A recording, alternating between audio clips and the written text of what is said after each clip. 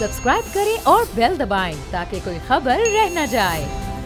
बिलावल भुट्टो का तज़किरा कर लें, वो भी पीपल्स पार्टी की बड़ी जमात है, अल्लाह ताला रहमत फरमाए हम सब पर।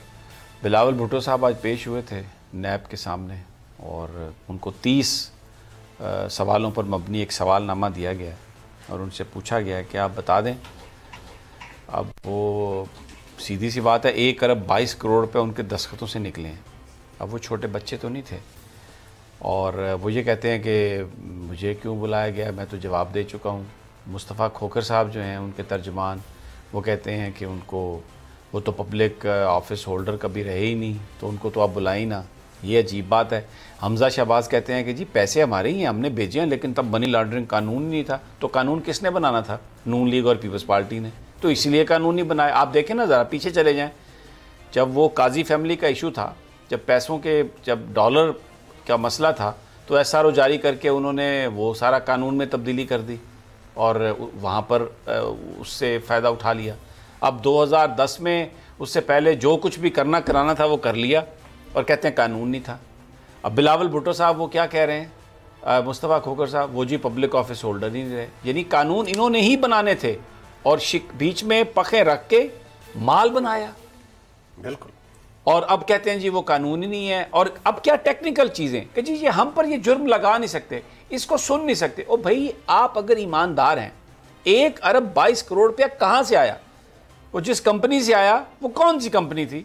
क्या आपका उनके साथ रिलेशनशिप था? किस चीज़ के पैसे आए और आपने निकलवाए, खर्चा किया और फिर अभी कहते हैं हरासा किया, मुझे नैब ने हरासा किया। मैं तो ये इस बात पे हैरान हूँ कि नैब ने आपसे ये पूछा कि पैसे कहाँ से आए, तो ये हरासा करने वाली बात क्या है?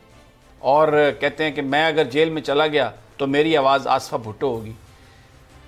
भाई आप जेल में क्यों जाना चाहते हैं? आप बता दें पैसे, अगर अब्बू जान के पैसे थे तो आप बता दें, मैं छोटा सा बच्चा था और ये अब्बू जान के पैसे हैं।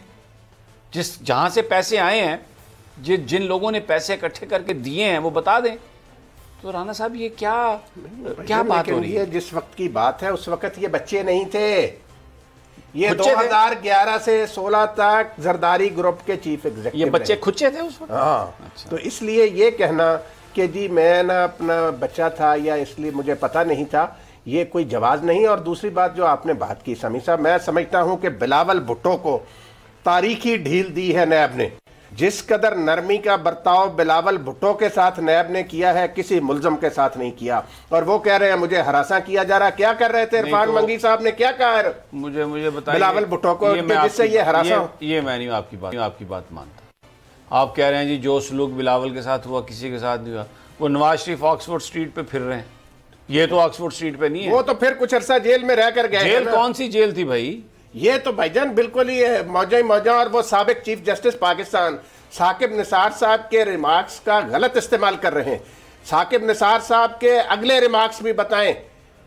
हम भी कोर्ट में मौजूद थे। बिल्कुल, मैं मौजूद था। उन्होंने कहा था कि भाई अगर बुलाने की जरूरत पड़े तो बुला लो। तो अब जरूरत पड़ी तो बुलाया है। तब उस वक्त देखें, तब उस वक्त ये जो डॉक्यूमेंट है कि जिसमें बिलावल भुट्टो एक कंपनी के CEO हैं और इन्होंने 1 अरब 22 करोड़ रुपए निकाले हैं वहां से, ये डॉक्यूमेंट अवेलेबल नहीं था। नैब को तो ये बिलावल भुट्टो ने डॉक्यूमेंट दिया ही नहीं।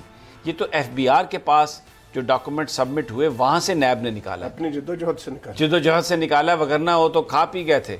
और अब उस वक्त जो चीफ जस्टिस साहब ने ये कहा था कि अगर बिलावल का नाम इस लिस्ट में नहीं है, क्योंकि उन्होंने कहा कि इस लिस्ट में नहीं है, वो जो तब FIA ने पेश की थी, तो उन्होंने कहा कि इसको निकाल दे, फिर अगर इसका इसमें नाम नहीं है तो वो तो फिर मासूम है। लेकिन इसकी वजाहत की चीफ जस्टिस उस वक्त के जो साकिब निसार साहब थे कि जब अगर इसको किसी को भी बुलाने की जरूरत पड़ती है बशमूल बिलावल भुट्टो, तो आप बुलाएं, तो इनको आप बुलाएं, आप इनसे आप पूछें, इसमें तो कोई ऐसा मसला ही नहीं है। अब वो मनी ट्रेल पूछ रहे हैं नैब वाले, उनसे कि आप बता दें ये 1 अरब 22 करोड़ रुपया जो आपने इधर से आया गया, ये कहाँ से आया, किस मद में आपने लिया, क्या आपका कारोबार था, इसको कहाँ खर्च किया, इसको कहाँ आपने खर्च किया, बता दें कहाँ इन्वेस्ट किया।